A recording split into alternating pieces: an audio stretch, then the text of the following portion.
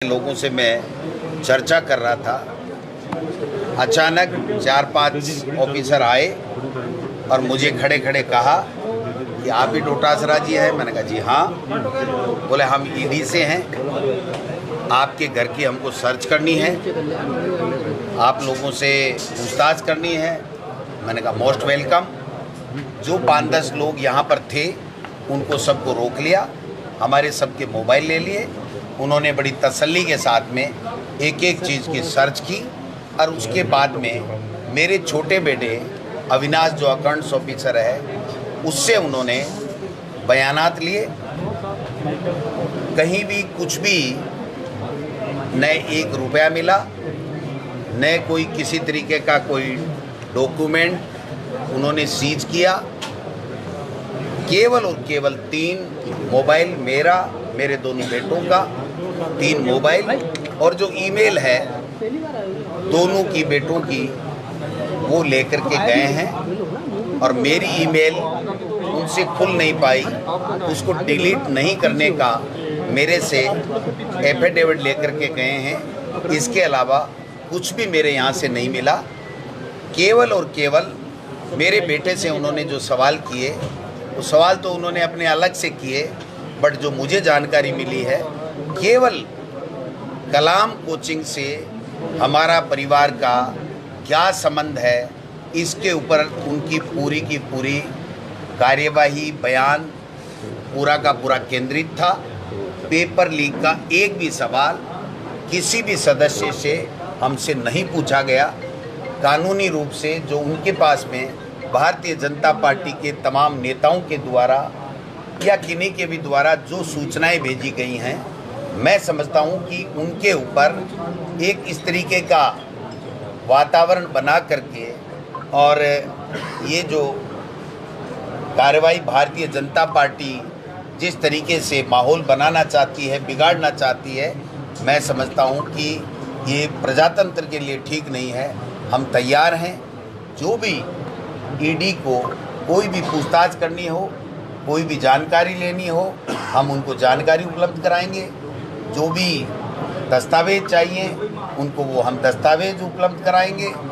अगर कहीं भी एक आलपिन की नोक जितना भी हमारा किसी पेपर लीक में किसी भी परिवार के सदस्य का अगर कोई इन्वॉल्वमेंट पाया जाए तो हम लोग पूरी तरीके से स्पष्ट करना चाहते हैं कि न तो हमारा पेपर लीक से कोई संबंध है, न हमारा कलाम कोचिंग से कोई संबंध है।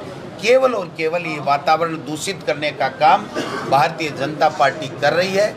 इसका हम मुंहतोड़ जवाब देंगे और जनता के बीच में जाएंगे, जनता को इनकी सच्चाई बताएंगे और जो जनता फैसला करेगी वो फैसला हमें स्वीकार होगा। कल हम लोग मुख्यमंत्री जी, मैं, रंधावा जी, सब लोग चर्चा करेंगे कोर कमेटी में कैसे इलेक्शन को आगे लेके जाना है। ये हमारा टाइम वेस्ट करना चाहते हैं, हमको प्रेशराइज करना चाहते हैं, हमको डराना चाहते हैं। न हम डरने वाले हैं, न प्रेशर में आने वाले हैं। हमने कोई गलती नहीं की, हमने कोई भ्रष्टाचार नहीं किया, हमने कोई गड़बड़ नहीं की। न पेपर लीक से हमारा कोई संबंध है, न कलाम कोचिंग से हमारा संबंध है। उसके बावजूद भी जो जानकारी या जो जांचें जो ईडी को करनी है उसमें हम पूरा सहयोग करेंगे। ये मैं आपको आश्वस्त करना चाहता हूँ, मीडिया के माध्यम से बताना चाहता हूँ कि अगर कोई भी कार्रवाई कोई भी राज्य सरकार की एजेंसी या केंद्र की सरकार की एजेंसी करेगी उसका हम पूरा समर्थन करेंगे, पूरा सहयोग देंगे। जो उनको जानकारी चाहिए वो जानकारी हम उनको देंगे, वो अपनी कानूनी कार्रवाई करें, हमें इसमें कोई दिक्कत नहीं है। हम हमारा चुनाव भी लड़ेंगे, राजस्थान में कांग्रेस की फिर से सरकार बनाएंगे। डोटासरा जी, कल बड़ा प्रदर्शन जयपुर में बड़ा प्रदर्शन करने वाले। ये देना चाहता हूँ कि 2009 के मायने बीटा गोड़ होया, वो बीटो ऑटो खुला गोनी। मैं 1.5-2-3 महीने से सुन रहा था कि महरिया जी लोगों को ये कह रहे हैं कि चुनाव को रंगीन बना दूंगा। अगर यही रंगीन था तो महरिया जी ने बहुत बड़ी गलती कर ली। अगर यही इसी कार्रवाई से की अपेक्षा से अगर सुभाष महरिया जी मेरे सामने चुनाव लड़ना चाहते हैं, ये लक्ष्मणगढ़ की जनता है भाई साहब, बाप और बेटे और माँ जाए भाई का सा प्यार मुझे दिया और मैंने दिया है, समझे ना।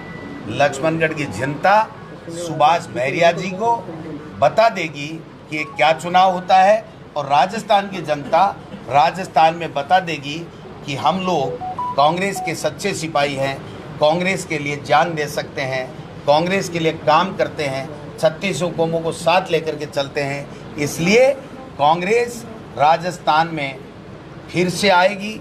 अशोक गहलोत जी के बेटे वैभव गहलोत जी के जिस तरीके से समन दिया गया है, और चुनाव के नज़दीक में बहुत पुराने दिनों से हम 10-15 साल से सुन रहे थे, और उन्हीं मामले को लेकर के आज चुनाव के नज़दीक समन देना ये प्रदर्शित करता है कि भारतीय जनता पार्टी हमको डराना चाहती है, हमारे नेताओं को डरा करके और यहाँ इलेक्शन जीतना चाहती है।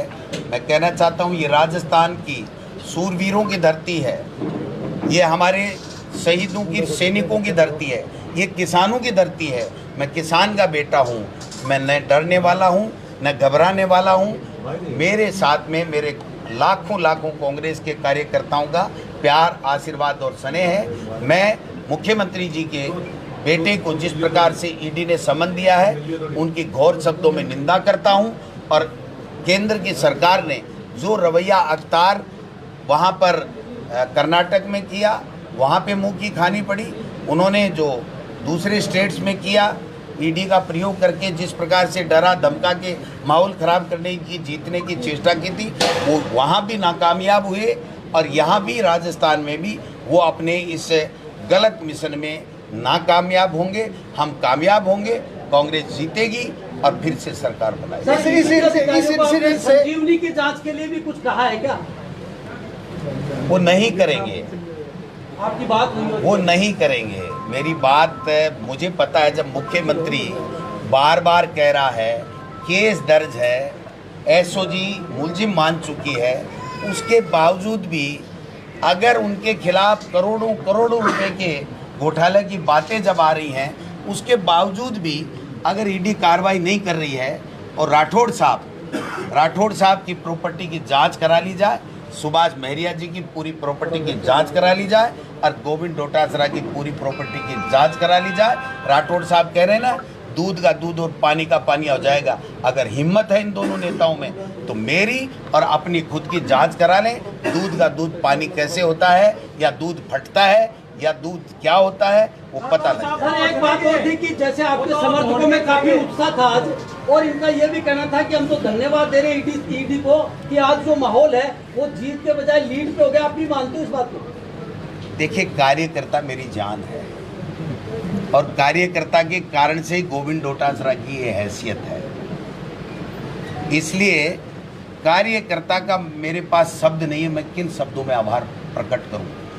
9 बजे से लेकर के रात को 9 बजे तक जिस प्रकार का जो प्रदर्शन, जो मेरे समर्थन में जो नारेबाजी और जिस प्रकार का जज्बा दिखाया, मैं मेरी ज़िंदगी नहीं, मेरा पूरा परिवार कभी ज़िंदगी में भूल नहीं सकता। और मैं महरिया साहब को कह देना चाहता हूँ, आप फार्म भरना, और फार्म भरने के बाद में गोविंद डोटासरा पूरे राजस्थान में रहेगा, लक्ष्मणगढ़ में गोविंद डोटासरा चुनाव नहीं लड़ेगा। कांग्रेस के कार्यकर्ता और लक्ष्मणगढ़ के लोग चुनाव लड़ेंगे। धन्यवाद। जय हिंद, जय भारत।